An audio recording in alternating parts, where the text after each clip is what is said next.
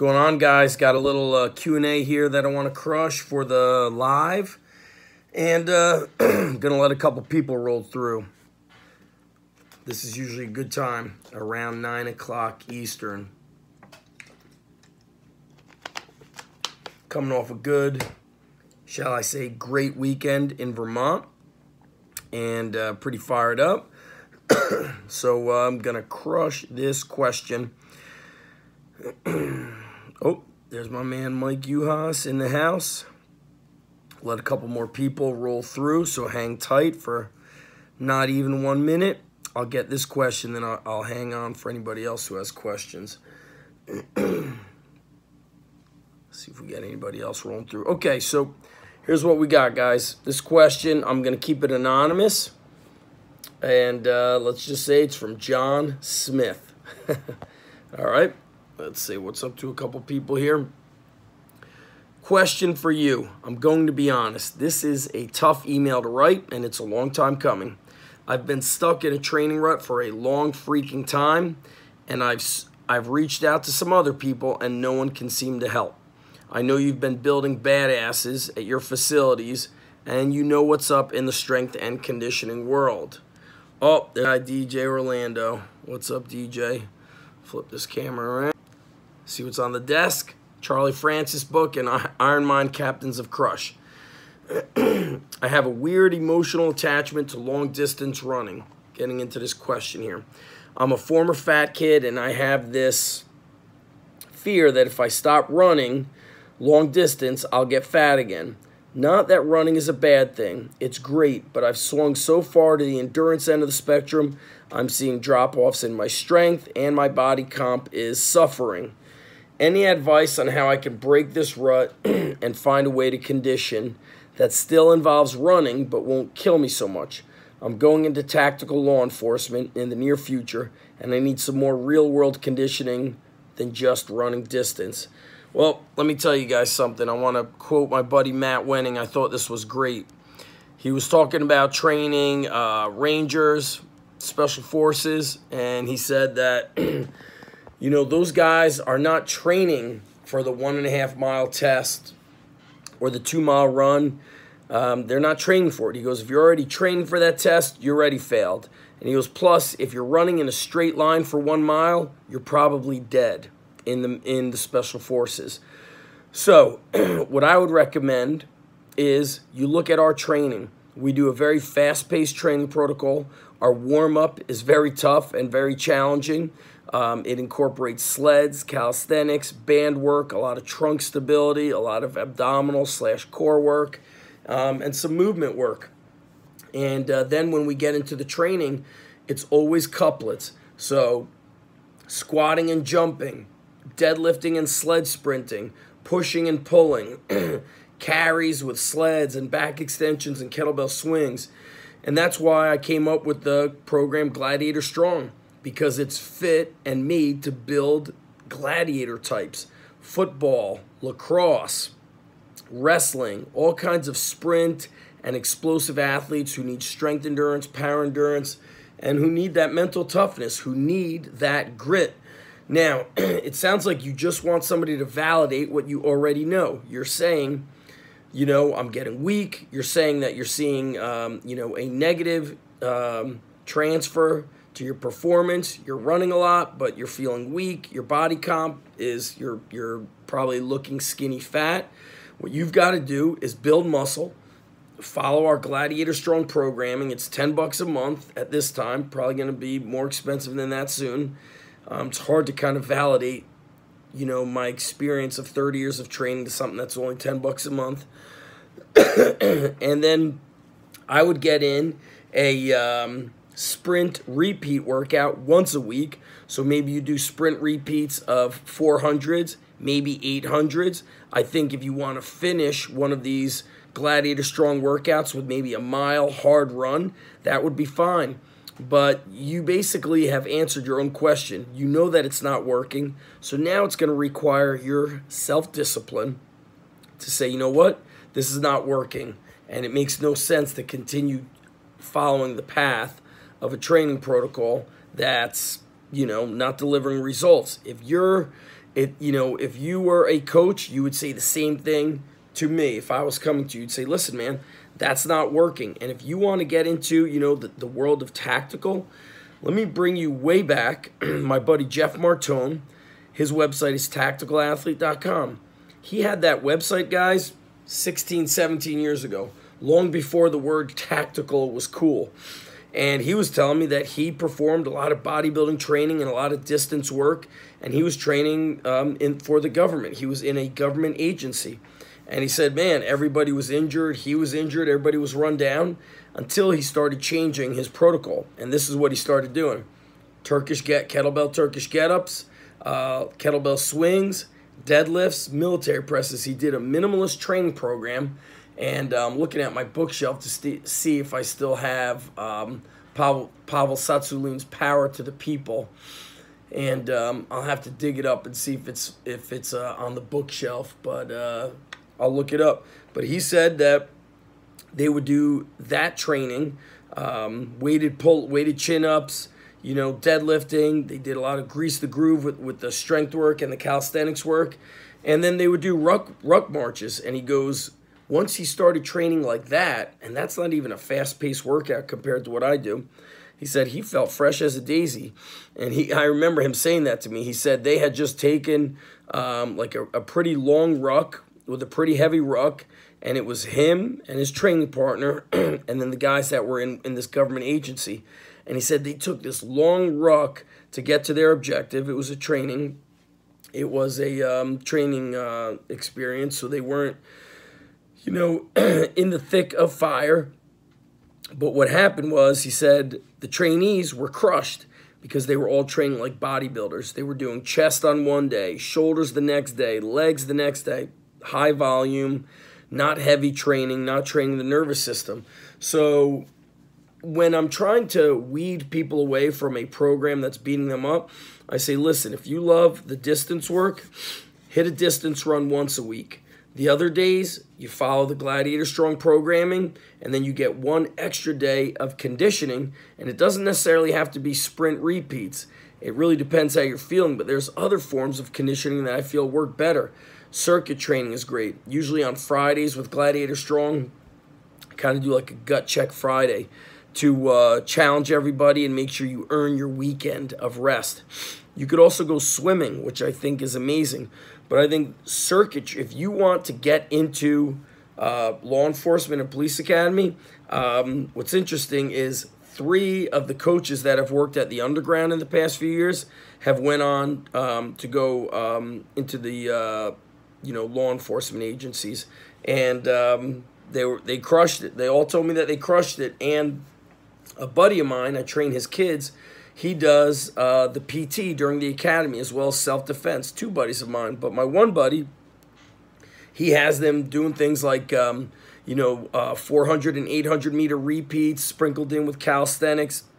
He has them doing 400 meter runs with a sandbag on their back, or, if they're at a high school and they have the stadium stairs, they have the sandbag in the Zercher position and they're climbing up and down stairs. So if you're just doing distance running, your body's going to get destroyed. You are not going to be able to handle police academy as easily. Now, I've seen some extremely out of shape people that look like they can't do a push-up, get through the police academy. I don't know how or why, but you don't want to be one of those guys. You want to be somebody that destroys all of that stuff. And my buddies who have gone through police academy or who are in law enforcement of some sort of agency, they train with us at the underground. Even if they're in their 20s or 30s. We had one guy that was 42. I may have been older than 42. I'm 43. This was 3 years ago. He went through police academy. And I believe he was around 42, 43. He went through academy to get into corrections. And I ran into him at the mall, and he goes, dude, everything you taught me, not just physically, but mentally, is what helped me get through the police academy. And when you're 42, you're going through the academy with people that might be 20 years old, because not all not all law enforcement requires you to have a bachelor's degree. So if you're going into corrections, I'm not sure if you need a bachelor's degree, but bottom line is you're going against, young pups who have no history of injuries. They're fresh. You got to train like a gladiator, my man. So there's no denying the results. Follow the Gladiator Strong program. Go out and do maybe one distance day, but vary it every week. So it might be a 5K. It might be a 1 mile. Then you're going to rest 5 minutes and then hit another 1 mile hard. But you got to push the envelope more.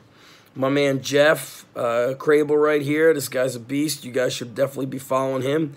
He'll train. You know, he's a true Spartan the way Jeff trains. Shredded. And that guy could, you know, run Spartan races or do walking on his hands. And that's what you need to build yourself into. Steve Curtis saying, I listened to your new podcast from Play this morning during my morning training. Good stuff. Thanks, my man. Guys, the new podcast is called the Iron Roots Podcast. I've sent it out on Instagram, Twitter, and through the newsletter this morning. If you're not on the newsletter, the link is in my bio. And anybody got questions before I shut it down? All right, this guy just saw that I did this for him, and he said, hells yeah, you're the man. All right, if nobody's got questions, then that's that. Yeah. Sean, built in Boston. Yeah, bro. Train Heroic is what I use for Gladiator Strong. I also have like a standalone program instead of an ebook. It's called High School Strong. And I'm probably going to start putting up some more of those standalone programs on Train Heroic. But I've been using it now for, I don't even know, it's a couple of years now. It might be 3 years. Time goes too fast and I'm getting too old and I can't keep up with it. Just had a conversation today with Ben Crookston, who's the owner and the founder of Train Heroic. Love those guys. I love those guys. All right. When are we going to train together, my man? Jeff, come down to the gym again. My schedule is much less than what it used to be because of my teaching and my just life schedule. Ozzy Orozco saying the new Underground Strength Manual is awesome. Yep, Sean is on the trial with Train Heroic. That's great. Good, guys. Very good stuff. All right, guys, I'm shutting it down. It's 9 o'clock. Have a great night. Hope everybody enjoyed this answer to that question. And a lot of it is discipline. Many of you know what you need to do. Oh, my man, Uncle Mofo signing on. What's up, brother? Jack asking if I've read the new David Goggins book. I have not read it yet. Maybe I'll get it on, I don't know if it's on Audible.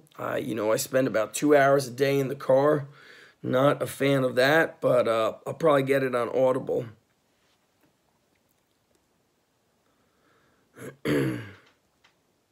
Rebel Roasters in the house with the coffee. Rick, what's up, buddy? Just finished a little Q&A. My friend. Hope your training is going well. Coaching is going well. Tell you what's a little bit heartbreaking, guys. Now is the time of year where I see a lot of coaching changes. And I've seen some amazing coaches get let go who are strength and conditioning coaches for football. And it just sucks. To me, it's really disappointing to see, you know, they got to pick up and move again with the family. And lack of loyalty, man. Not something that I want to get involved with. I've seen some coaches leave or get moved, you know, every year for the past 3 years if I've been following them. And I would not want to do that to my family. I'll tell you that much, guys. Independent for me right now is the way to go. If I'm back into college, man, I am not getting shafted, I'll tell you that. It's stand for something or fall for anything. But I don't think I'll be heading back to the college, guys. I believe that is a young guy's game. They want you to be there all day, every day, and it's like the ultimate in how great can we be at wasting time and keeping you away from family and paying you poorly while you have a master's degree. Sounds kind of strange, guys. So what's the answer to that? If you guys look at how I run my business, 2 underground strength gym locations, multiple streams of income online, got a membership site, Train Heroic, standalone ebooks, Amazon, consulting, so people pay me for consulting on through Skype calls. What else do we have? Seminars and different kinds of seminars. Strength and conditioning seminars, strong life experience, maybe another underground strength conference coming up, and speaking engagements. I think I've listed 10 different ways that I've expanded multiple streams of income. And I've put in a lot of work. I've consulted with a lot of people. Some of you don't know, but it depends how long you've been following me. I think it was 10 years ago, or nope, it would have been 11 years ago. It's 2019. It was 08 or 09. I invested $3,000 for a 1-hour consultation with Gary Vaynerchuk. And that was back when I was making a lot of changes and working like crazy on the business, and I wanted to do just the business. I didn't want to teach and do the business. Next up for me is certainly to invest in some real estate, more speaking engagements. And let's get some questions here. A Inc. CEO, how long before, 1, you built multiple revenue streams, and 2, felt comfortable opening multiple locations? Inner Wills. All right. From my first investment in a business course, it was Ryan Lee's course. It doesn't exist anymore, but I still have it. It's somewhere on this bookshelf that will hopefully not break. And Ryan spoke about multiple streams of income. He spoke about being a coach, selling ebooks, and doing seminars, and then recording those seminars and selling the recordings. So as soon as I got the idea of this is going to become a business for me, I immediately began doing that. I remember getting paid to do seminars at wrestling clubs. I was writing for magazines such as Men's Fitness, Men's Health, and Muscle and Fitness while training people out of my garage. I was getting paid for those articles. So from the beginning, I was with multiple streams of income. Multiple locations happened because I moved to the town I'm in now, and I was about 45 minutes, more like an hour away from my first location. And I wanted something a little bit closer, but mainly because I was training kids at my main location who were coming from the location I lived in. So I had clientele traveling 45 minutes to an hour away. So I knew that if I opened up locally, those kids would come. And then by just the word of mouth, the referral system I use, and you guys could check that out at my Operation Thunder, which is a warehouse gym business course.